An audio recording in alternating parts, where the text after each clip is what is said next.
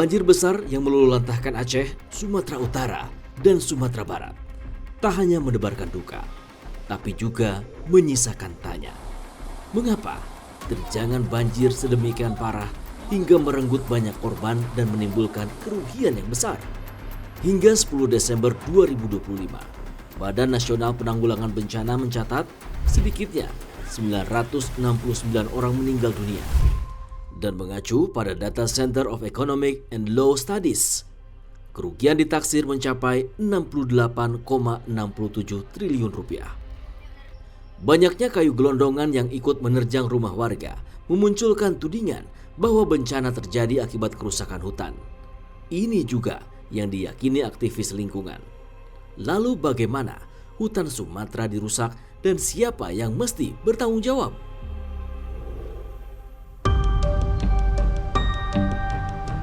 Inilah potret hutan Sumatera yang terbentang di antara perbatasan Sumatera Utara, Sumatera Barat, dan Riau. Gambar ini kami peroleh 6 bulan lalu, sebelum banjir besar memporak-porandakan Sumatera. Lihatlah, hamparan hutan yang sudah dibabat habis ini, bagian kiri kanan sudah dijadikan lahan kebun sawit. Penggundulan kawasan ini jelas merugikan, bahkan membahayakan. Karena sejatinya pepohonan berfungsi menyerap air hujan. Penggundulan hutan tentu akan mengurangi kemampuan tanah menahan air. Jika dibiarkan, maka bencana tanah longsor akan menjadi mimpi buruk yang bisa menerjang kapan saja.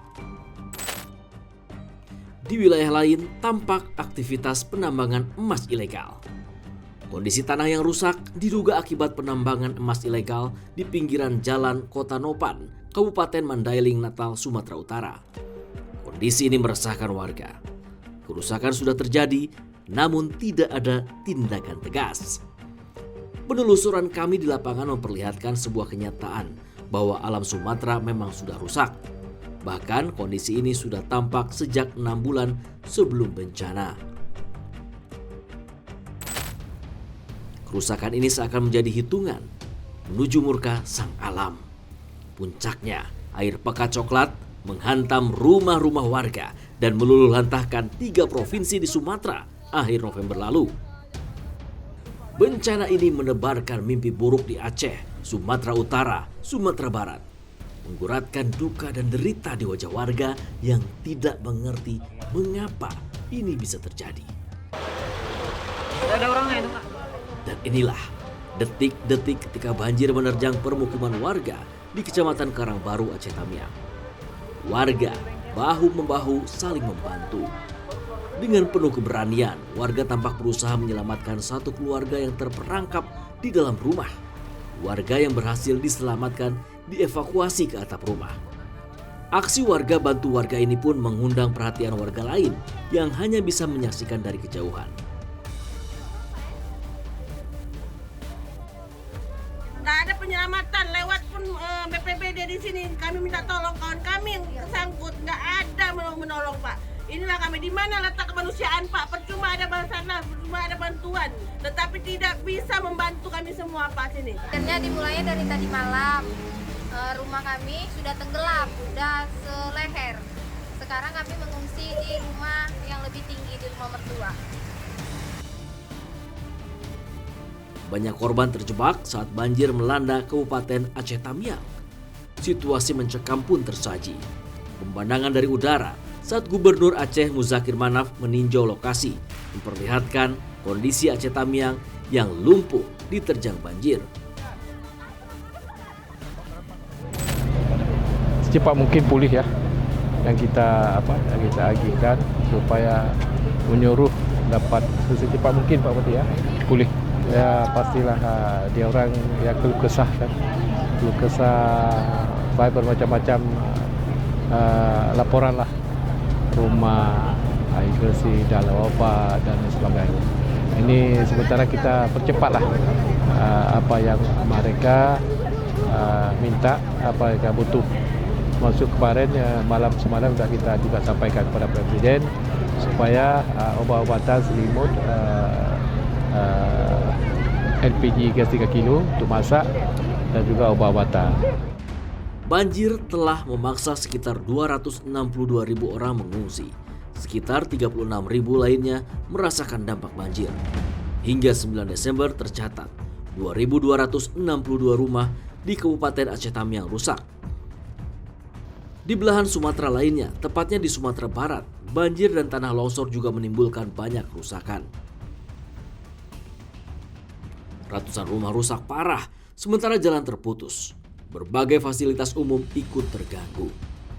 Penampakan kayu-kayu gelondongan yang ikut terbawa saat banjir menerjang Aceh, Sumatera Utara, dan Sumatera Barat memunculkan pertanyaan, bahkan kecurigaan soal penyebab banjir.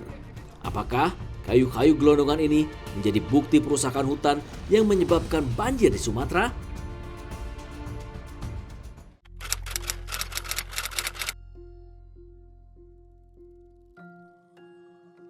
Kalau kerusakan kan pertama kita lihat dari tutupan hutan yang tersisa gitu ya. Bisa kalau di Das Tamiang gitu ya, di Aceh ini kita lihat bahwa ternyata sisa tutupan hutannya ini kurang lebih ada sekitar 300.000 hektar gitu. Atau 67% dari luas das. Ini masih 67%, 67% itu masih luas gitu. Tapi kalau kita perhatikan lagi secara detail, di Das Tamiang ini di hulunya memang masih bagus gitu ya. Tapi kita lihat kemarin ada beberapa indikasi ya pembalakan liar seperti itu gitu kan. Artinya mengurangi fungsi hutan yang mendegradasi gitu. Tapi di tengah sama di hilirnya itu sudah habis, bukan hutan gitu. Nah di situ ternyata ada izin-izin konsesi, terutama konsesi perkebunan kelapa sawit gitu. Nah ini yang menyebabkan karakternya kan, anggap aja yang di hulu itu memang masih bagus gitu ya, tapi dengan curah hujan ekstrim itu limpahannya itu akan menjadi satu ya ke dalam area yang sempit ya di tengah dan di hilir. Tapi ini sebenarnya jadi alert juga Mas gitu. Artinya dengan hutan sebanyak ini aja dampaknya seperti itu. Apalagi semakin berkurang gitu kan, itu pasti akan lebih parah. Jadi ini sebenarnya yang di Das Tamiang ini sudah banyak direm juga ya, karena di hulunya masih lumayan bagus gitu. Tapi di tengah dan di hilirnya itu sudah habis gitu ya, dan banyak konsesi gitu. Kemudian sama seperti yang di Das berikutnya Mas, di Pesangan gitu. Pesangan ini di sampingnya atau di sebelahnya Tamiang gitu ya. Nah ini juga kalau kita lihat dasnya ini sama memanjang gitu ya, menyempit, dan dia banyak tutupan hutannya itu tinggal 34% gitu. Nah dari 34% ini kalau kita lihat dia itu di hulunya itu ada takengon, ada danau gitu ya, ada danau di situ. Nah ini kalau kita lihat dari hulu, ini gambarannya kayak dia panjang gitu ya. Nah tengahnya sih sudah habis gitu, tengahnya dari hulu ke hilir itu tengahnya udah habis. Jadi sisa hutannya itu ada cuma di pinggir-pinggir gitu, dan itu sangat kecil dan terfragmen gitu ya, terpisah-pisah gitu. Nah ini ketika misal yang dari hulunya ini memang dapat debit hujan yang besar gitu, pasti akan larinya ke tengah dan hilir, dan tengah dan hilirnya juga menyempit gitu. Makanya banjir bandangnya ataupun dampak banjirnya juga sangat terasa sekali ya di sepanjang alur sungai besarnya.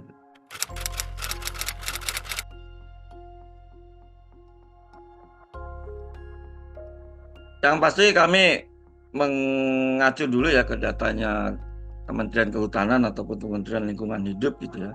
Nah di data mereka sendiri gitu, di statistiknya gitu ya, kalau kita lihat dari tahun 1990 sampai 2024 itu banyak hutan alam yang disebutnya lahan kering sekunder itu berubah menjadi perkebunan gitu. Kemudian hutan rawa sekunder itu juga banyak menjadi perkebunan. Itu yang dominannya ya. Alih fungsi dari hutan alam menjadi perkebunan. Kemudian yang kedua dia menjadi pertanian lahan kering gitu. Nah yang ketiga menjadi hutan tanaman. Ini juga konteksnya dalam konsesi ya. Kalau dalam konsesi itu berarti perkebunan tadi. sama hutan tanaman gitu. Nah ini memang alih fungsi ini juga masif gitu ya. Kalau kita lihat, kalau data kita kan biasanya sampai tahun 2000 gitu ya, data deforestasi KLHK juga sampai tahun 2000 gitu, atau data-data yang modern itu yang tahun 2000 gitu. Tapi kalau kita mundur lagi ke belakang, pasti akan jauh lebih luas lagi gitu kan, alih fungsi hutannya menjadi perkebunan dan hutan tanaman. Kalau tambang memang ada gitu ya, tapi sebenarnya dia akan menjadi kecil gitu ya kalau dibandingkan dengan perkebunan dan hutan tanaman.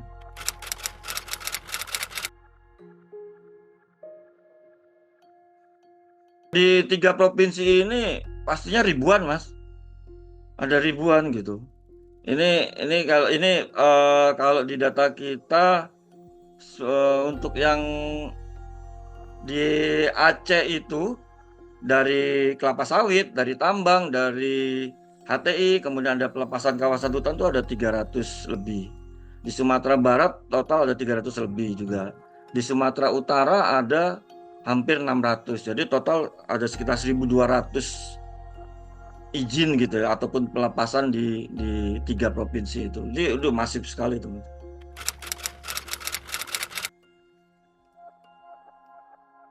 Kemarin kita coba cek ya dari citra satelit. Sebenarnya kan kita tahu ya lintasan si siklon tropis itu ya.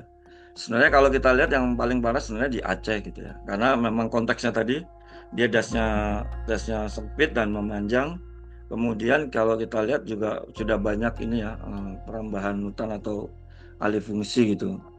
Nah di situ kalau kita cek lagi dengan citra-citra satelit yang berada ya, yang mungkin 2 hari atau 3 hari setelah itu kita lihat memang sepanjang alur sungainya itu yang tadinya hijau gitu ya, pinggir sungai sekarang udah jadi coklat semua. Artinya itu kan endapan banjirnya atau lumpurnya gitu ya sudah menutupi banyak di sekitar di kanan kiri alur sungai gitu. Nah ini kalau kita lihat ternyata tidak hanya di tengah ataupun di hilir, ternyata di hulu pun juga terjadi itu. Berarti ini melihat bahwa memang masif gitu ya. Artinya das-das ini memang tidak sanggup gitu untuk menerima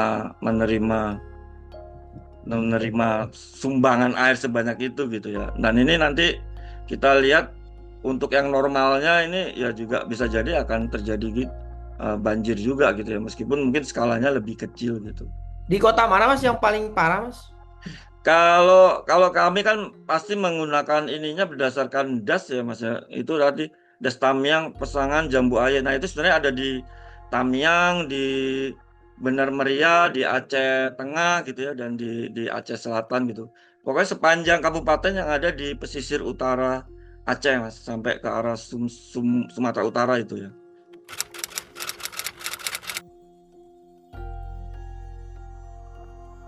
Seperti itu sebenarnya kita pakai logikanya adalah ketika kita dapat gitu ya lokasinya di mana sih gelondongan kayu itu, ada di muara mana atau di desa mana gitu ya, nyangkut di kampung mana gitu kan. Kemarin banyak berita aksesnya ketutup karena gelondongan kayu itu yang akhirnya datang gitu.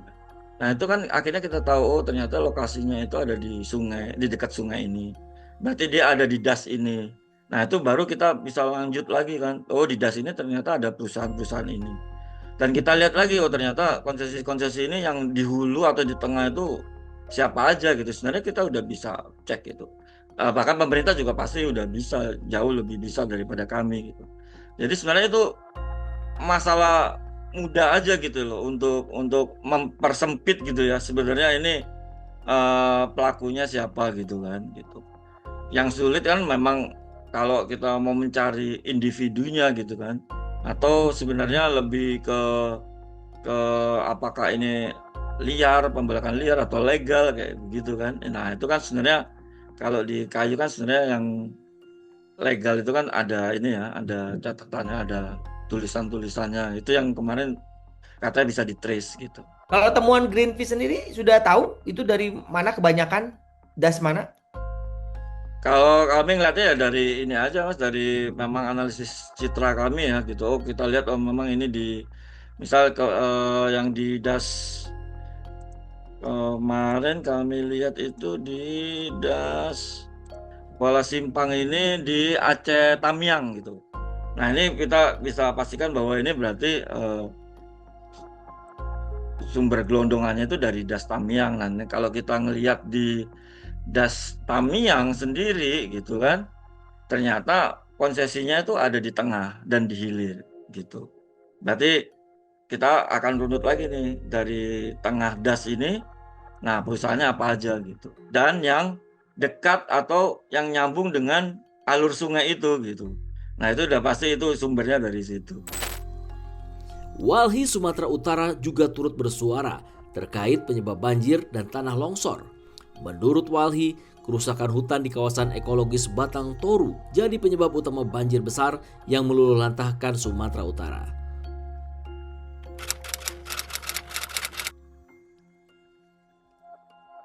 Perubahan peruntukan ruang untuk kawasan hutan menjadi non hutan, sehingga kemudian wilayah-wilayah tersebut menjadi arena untuk eksploitasi, baik itu yang legal maupun yang ilegal. Nah, jadi kedua-duanya itu berkontribusi. Jadi proses investasi masuk saat wilayah itu dikeluarkan dari kawasan hutan, dan kemudian juga transaksi diikuti dengan jual beli lahan juga, sehingga penebangan kayu tersebut itu juga turut berlangsung gitu, dan transaksi jual beli lahan. Nah kemudian juga dari praktek tersebut seluruh praktek, misalnya ada satu juga yang berkontribusi ya, dia di luar perusahaan tapi ini aktivitas mafia kayu di tingkat lokal di Kabupaten Tapanuli Selatan. Mereka mengambil kayu di wilayah memang yang non hutan, tapi lanskap itu ekosistem sebuah hutan. Nah, masalahnya adalah dari 3 tahun mereka melakukan penebangan pohon. Di situ pemerintah melalui BPHL, Kementerian Kehutanan, itu menerbitkan izin ya, SIPU istilahnya. Artinya izin untuk kayu itu terdaftar secara legal, meskipun ternyata prakteknya ini juga melebihi gitu. Bahkan kita duga itu masuk sampai ke wilayah-wilayah yang hutan lindung pun turut dibabat. Nah, makanya sebenarnya Bang, kita bicara bukan masalahnya hutan atau status hukumnya, administrasi itu hutan atau non hutan, kita tidak peduli. Yang penting alih fungsi tersebut itu terjadi di wilayah yang dulunya ekosistemnya masih alami, masih mampu menopang menjaga wilayah serap air itu. Kalau hujan bisa bisa menyerap air dengan maksimal. Nah, ini semua sudah rusak dan itu berada di sekitaran daerah aliran sungai Batang Toru di wilayah dasar tersebut.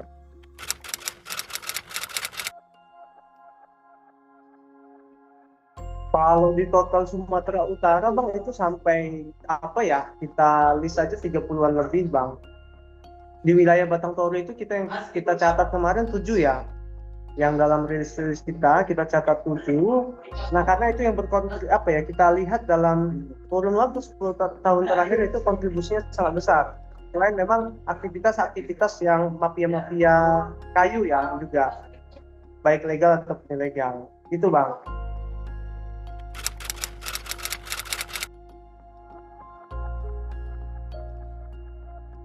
Pembangunan masih legal itu ini Bang, di wilayah Kabupaten Mandailing Natal Bang. Itu yang alih fungsinya untuk tambang masih legal sangat masif ya. Yang beberapa kali ya aktivitas itu nggak pernah dihentikan, dan praktek penertiban razia-razia yang dilakukan hanya normatif ya, pasang garis polisi dalam beberapa minggu dan bulan kemudian langsung balik langsung beraktivitas lagi gitu Bang. Artinya sejauh ini praktek penambangan peti ya itu belum pernah dilakukan sampai ke oknum dan pelaku utama gitu, belum menyasar itu. Usai banjir, pemerintah tancap gas untuk membantu korban dan memperbaiki kerusakan. Sejumlah perusahaan yang diduga jadi biang kerok penyebab banjir ditindak. Saya telah menghentikan semua kegiatan operasional semua perusahaan di Das Batang Toru ya. Ini beda das. Jadi das ini tidak disebabkan oleh upaya yang ada di Batang Toru. Ada berapa perusahaan? Iya, di sini kita belum lihat perusahaan. Kalau yang di Batang Toru ada 4 perusahaan yang kita hentikan kegiatan, tetapi tidak berhubungan dengan Das Garuga karena alirannya beda. Jadi Das Batang Toru ke arah sini, Garuda jadi tidak nyambung. Saya sedang melakukan langkah-langkah penanganan lebih lanjut, jadi kita evaluasi total semua perizinan karena memang curah hujannya ini di luar proyeksi waktu penyusunan dokumen AMDAL beberapa puluh tahun yang lalu, sehingga kita perlu sesuaikan kembali kaidah ini. Namun sekali lagi terkait dengan bencana ini ya memang harus ada yang tanggung jawab. Ya.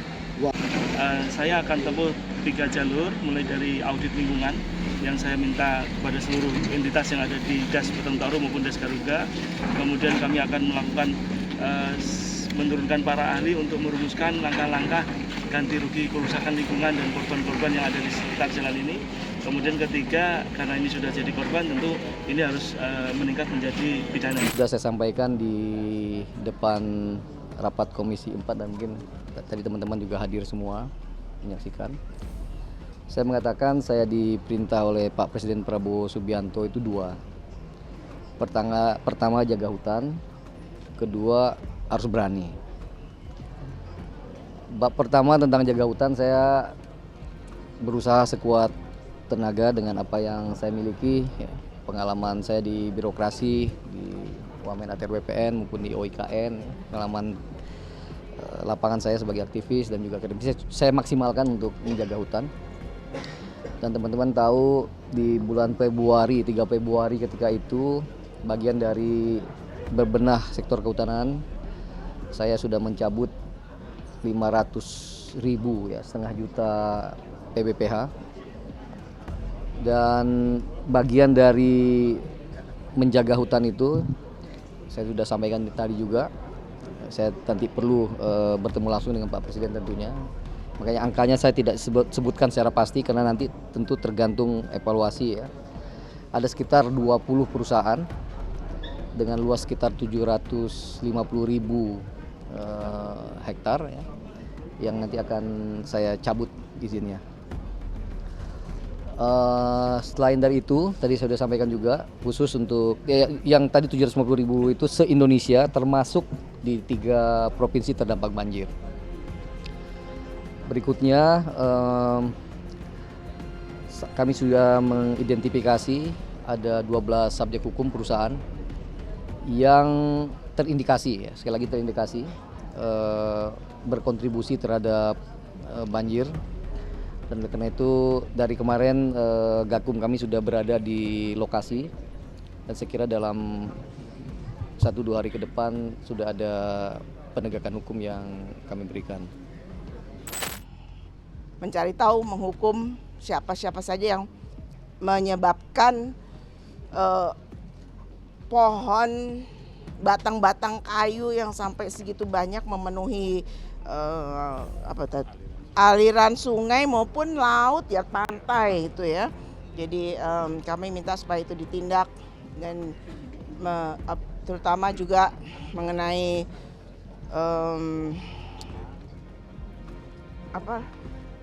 pembukaan lahan untuk baik itu perkebunan atau pertambangan itu dikaji lagi AMDAL-nya, jangan main kasih aja.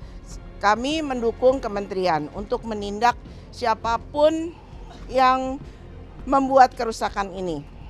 Nggak usah takut apakah itu di belakangnya ada bintang-bintang, mau bintang 2, 3 atau berapa, itu kami mendukung kementerian supaya ditindak dan tidak terjadi lagi, tidak hanya di 3 daerah yang dilanda bencana ini, tapi juga di seluruh Indonesia. Banjir dan tanah longsor yang menerjang Aceh, Sumatera Utara, dan Sumatera Barat seharusnya menjadi momentum bagi negara untuk membenahi tata kelola hutan. Apapun alasannya, hutan harus terjaga dan tidak boleh dirusak demi kepentingan apapun. Jika tidak, bencana akan terus menjadi ancaman yang mengintai.